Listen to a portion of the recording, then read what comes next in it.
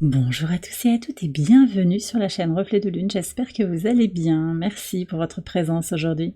On se retrouve pour le tirage prédictif de la semaine du 23 au 29 décembre pour le signe du Scorpion, Soleil ascendant ou Lune en Scorpion. Alors on va regarder l'énergie de votre semaine pour démarrer. Vous avez l'Iris qui nous parle de clairvoyance. Vous allez y voir clair sur une situation, vous allez peut-être recevoir des messages intuitifs, quelque chose de très puissant pour vous cette semaine, une connexion à la source, une connexion à votre guidance intérieure, et puis une lune aussi en milieu de semaine, hein. On verra ça du mercredi au vendredi, en fait. Vous allez avoir la lune dans votre signe, avec en particulier un trigone à Neptune ici sur le vendredi.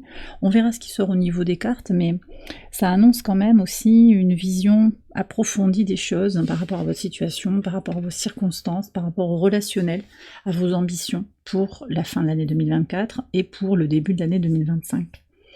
Allez, on va voir les messages au quotidien sur le lundi 23.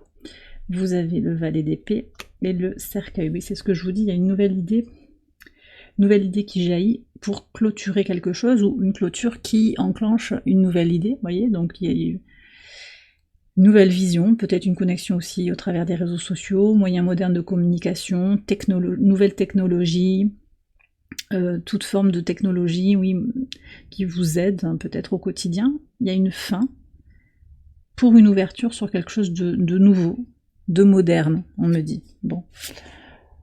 Sur le mardi 24, je pense aussi que c'est une idée en fait, une vision pour soi-même surtout, d'accord? Sur le mardi 24, 6 de coupe et le soleil, très intéressant. Alors ce que je reçois ici, c'est soleil en scorpion, donc vous voyez, même ça apparaît dans le tirage avant même que la lune soit dans votre signe.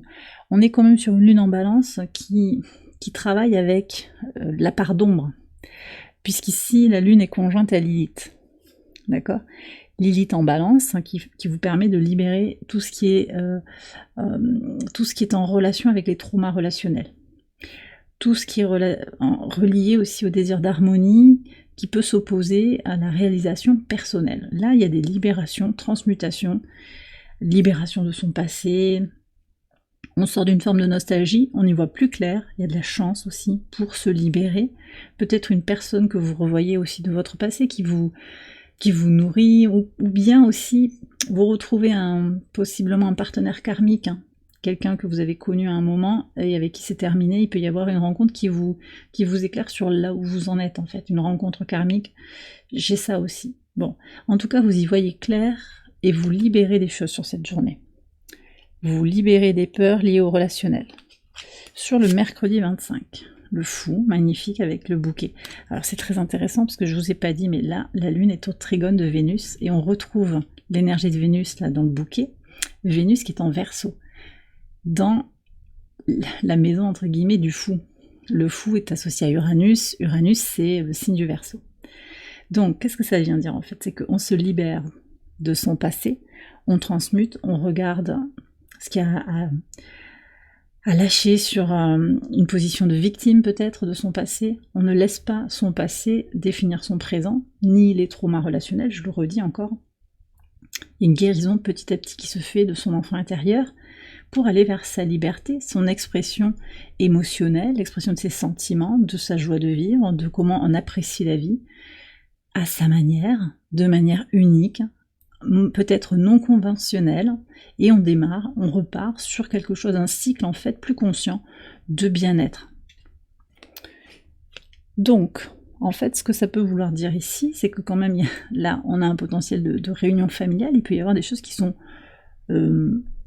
actées sur le plan familial pour certains d'entre vous, et puis on choisit de tracer son propre sillon, en fait, c'est ça aussi. Hein.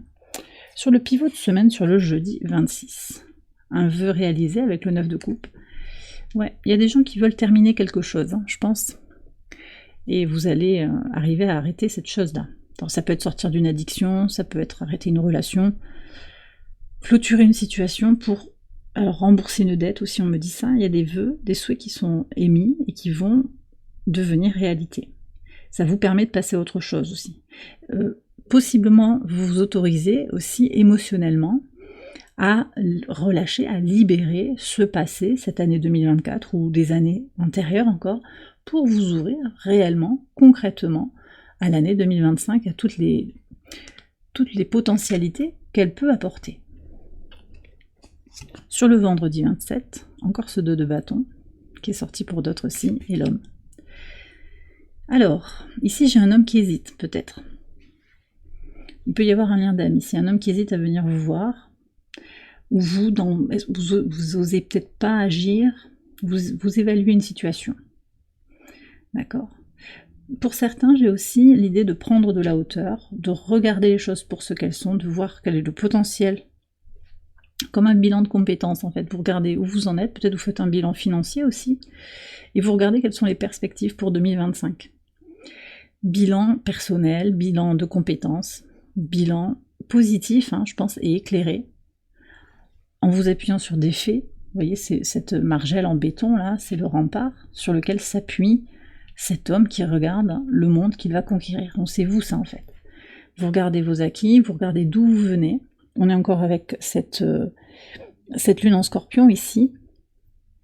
Et vous avancez. Peut-être qu'il y a encore quelque chose à ressentir, à décoder, mais vous allez pouvoir passer à l'action. Peut-être que vous avez besoin aussi de faire un bilan clair avant de pouvoir passer à l'action. Je vous disais, la Lune, ici, est au trigone de Neptune, alors ça ressort pas dans les cartes, vous voyez, c'est intéressant. Néanmoins, je pense qu'il y a cet équilibre entre ce que vous ressentez et les faits. Il y a les questions matérielles, et puis il y a ce que votre âme vous appelle à faire. Mais les énergies de l'âme et les énergies de la matière sont pas du tout sur la même fréquence, donc elles bougent pas à la même vitesse. Donc peut-être qu'il y a quelque chose de très clair en vous, mais pour concrétiser ça, vous savez que vu que vous êtes incarné, vous allez devoir en passer par les éléments de la matière. Vous ne pouvez pas vous transmuter d'un coup de cuillère à peau. Ça prend un peu de temps. Pour que les choses changent dans le concret, ça peut prendre du temps. Pour X raisons, ne serait-ce que sur le plan émotionnel, pour libérer un trauma relationnel, ou sur le plan beaucoup plus concret, je veux déménager, il faut peut-être se séparer de son logement, il faut peut-être le vendre, il faut faire des papiers pour arrêter le bail, vous voyez, il faut déménager, il faut ranger ses cartons, il y a des choses à faire dans la matière, vous voyez, donc ça peut être les deux à la fois. D'accord ? Des changements qui prennent du temps émotionnellement, des changements qui prennent du temps dans la matière. Mais une envie d'agir. Sur le samedi 28,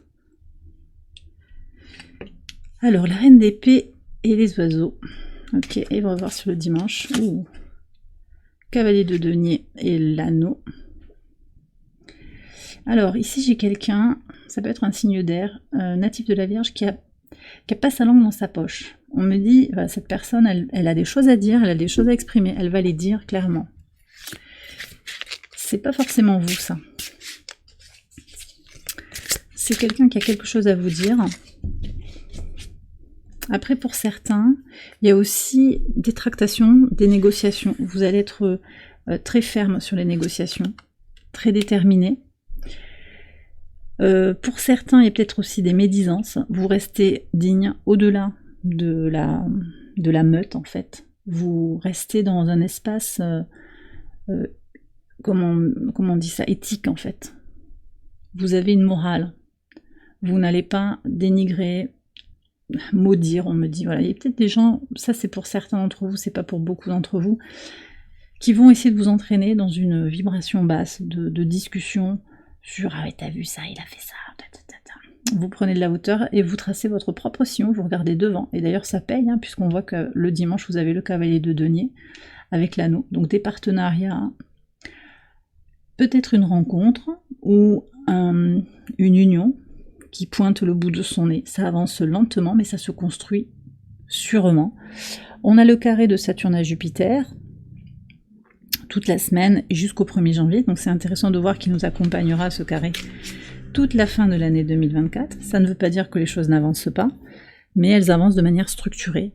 Voilà, on a à la fois l'accélérateur qui est en route et le frein aussi pour avoir ce désir d'expansion et à la fois savoir structurer, avancer, faire grandir son temple intérieur pour évoluer de manière solide en fait. Et c'est ça aussi qu'incarne ce cavalier de denier. C'est un cavalier, donc c'est une figure de cours plutôt rapide, mais c'est le plus lent de tous les cavaliers. Donc possiblement il y a une union qui avance petit à petit et qui s'améliore, Ça peut être sentimental, ça peut être professionnel. Et ça avance sur des bases solides. Alors, j'ai pris un message de l'Oracle ad Infinitum pour un mantra qui peut vous accompagner sur cette semaine.